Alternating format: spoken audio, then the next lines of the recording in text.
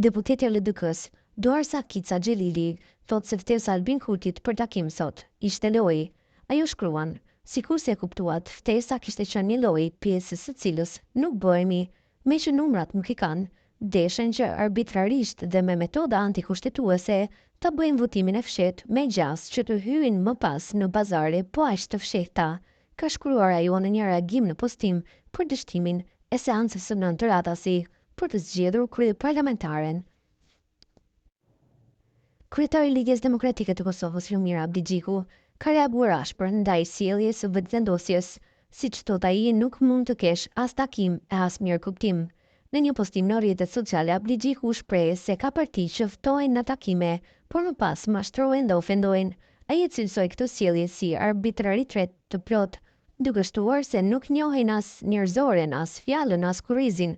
LDK ka të qartë, prandaj është konsistente. Para, gjatë e pas zgjedhjeve, theksoi Abdigjiku, duke shtuar se votuesi i LDK-s ka arsye të ndjetë krenar për këtë qasje.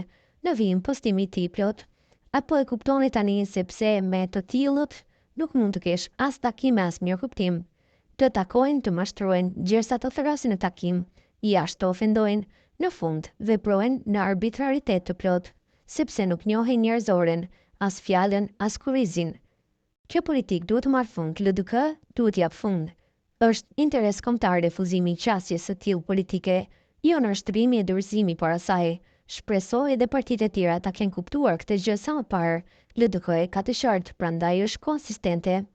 Para, gjatë e pas zgjedhjeve, prandaj votuesit e mbështetësit e LDK-s sot arri krenar, ka shkruar ndër të tjera Abdigjiku.